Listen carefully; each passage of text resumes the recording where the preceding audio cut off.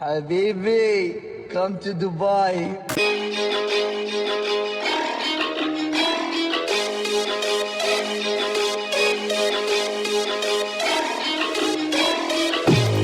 Hey world, welcome to my channel The Estates and welcome to the brand new episode. आज हम बात करने जा रहे हैं कि दुबई रियल एस्टेट में पैसा लगाना और इससे maximum to maximum profit earn करना क्या संभव है। दुबई ये एक ऐसी जगह है कि जहां सपने कंक्रीट और ग्लास से बने हुए होते हैं। जी हाँ, अगर आप सोच रहे हैं कि अपनी मेहनत की कमाई कहाँ लगाओ कि मैक्सिमम टू मैक्सिमम प्रॉफिट हो, तो ये वीडियो सिर्फ आप ही लोगों के लिए है। मैं आपको बताऊंगा कि दुबई रियल एस्टेट में इन्वेस्ट क्यों करना चाहिए, क्या है इसका फ़ायदा।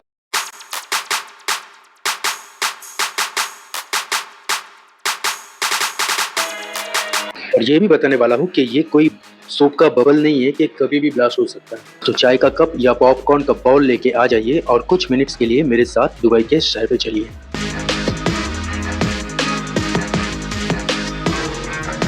तो सबसे पहला सवाल, दुबई में ही क्यों इन्वेस्ट करना चाहिए? पूरी दुनिया में इतना सारा कंट्रीज है, इतना सारा जगह, इतना सारा कॉन्टिनेंट्स है, दुबई में ही क्यों? दुबई कोई ऐसा शहर नहीं है जो सिर्फ और सिर्फ इंस्टाग्राम के रील्स के लिए या फिर यूट्यूब के शॉर्ट्स के लिए बना है। ये शेख साहब के ब्रेन चाइल्ड है। यहाँ रियल एस्टेट का मार्केट दुनिया में सबसे तेजी से बढ़ रहा है। यहाँ प्रॉपर्टी प्राइसेस एवरेज 10 to 15% सालाना अप्रिशिएट होता है। मतलब आपकी इन्वेस्टमेंट एक साल में ही बड़ा प्रॉफिट दे सकता है। लेकिन ये तो सिर्फ एक शुरुआत है। दुबई का असली जादू तो है उसकी गवर्नमेंट।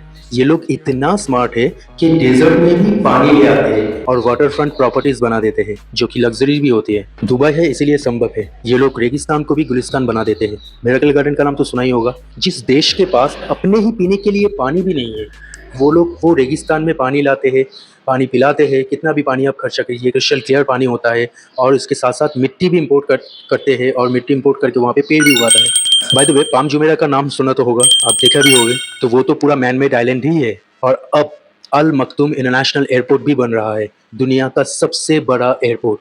जी हाँ, दुनिया का सबसे बड़ा एयरपोर्ट जो 2030 तक 260 मिलियन पैसेंजर्स हैंडल करेगा। इसके आसपास का एरिया दुबई साउथ अभी सस्ता है, लेकिन 5-10 सालों में यही गोल्ड माइन बन जाएगा। तो सोच लो, अभी इन्वेस्ट करो तो जैसे अपने 2005 में बेंगलोर का या फिर मुंबई बांद्रा का कोई फ्लैट ले लिए हो।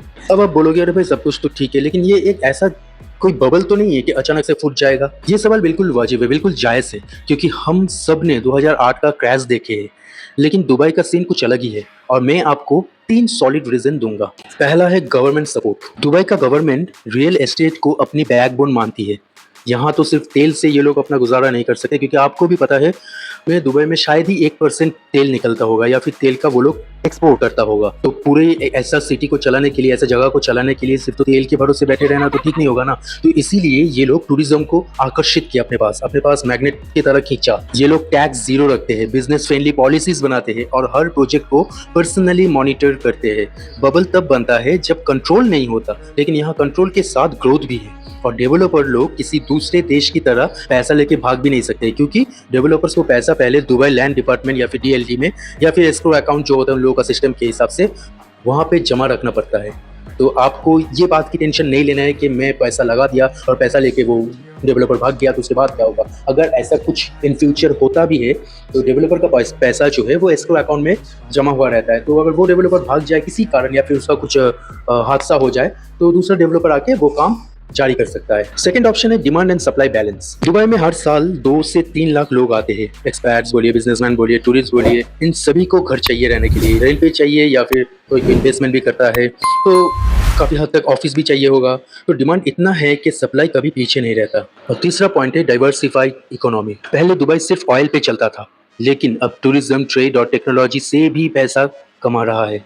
तो अगर एक सेक्टर में थोड़ी गड़बड़ हो तो दूसरा भी संभाल लेगा। ये बबल नहीं दोस्तों, ये तो टाइटेनियम का घर है जो तूफान में भी खड़ा रहेगा, बिल्कुल बुर्ज खलीफा की तरह। फिर आता है कि प्रॉफिट कैसे मिलेगा। अरे उसके बारे में बात करने के लिए ही तो मैं आया हूँ। दुबई में 2 तरीके से पैसा बन सकता है।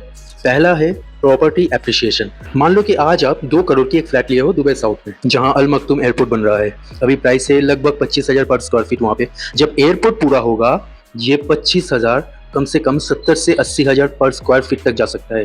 यानी 5-10 साल में आपका 2 करोड़ 6 से लेके 8 करोड़ बन सकता है ना। 10 साल भी तो मैंने ज्यादा बोल दिया, यानी 5-6 साल में आपका ये 2 करोड़ जो आपने इन्वेस्ट किए हो वो 6 से लेके 8-10 करोड़ बन सकता है। ये तो वैसा ही जैसा अपना SIP में पैसा लगाया और कोई जैकपॉट अचानक से लग गया हो। और दूसरा है रेंटल इनकम। दुबई में रेंटल यील्ड्स 6 to 8% तक भी होता है, कई कई क्षेत्र में ये 10% तक भी जा सकता है, किसी किसी वो जगह के ऊपर डिपेंड करता है। इंडिया के 2 से 3% से कहीं गुना ज्यादा, एटलीस्ट ये तो मान के चलिए। क्योंकि आप अगर एप्पल टू एप्पल मैंने कंपेयर करेंगे तो जैसे कि मुंबई में बांद्रा हो गया, या फिर विलेनियर स्क्वायर टाइप का कोई जगह होगा, फिर बहुत सारा बेंगलोर का जगह है जो बहुत महंगा है, फिर कोलकाता का भी बहुत सारा जगह है, अलीपुर वगैरह ऐसा बहुत महंगा है। तो अगर आप एप्पल टू एप्पल कंपेयर करें तो दुबई का जमीन सस्ता है। एक 1 BHK फ्लैट का रेंट 5 से 6 लाख सालाना हो सकता है, मतलब EMI भरो और ऊपर से पॉकेट मनी भी बचता है। और बोनस बात यह है कि यहाँ गेटेड कम्युनिटीज जैसे दमाक रिवर साइड है, शोभा है, डैन्यूब है, MR है वगैरह वगैरह, जहाँ फैमिलीज लॉन्ग टर्म रहती है,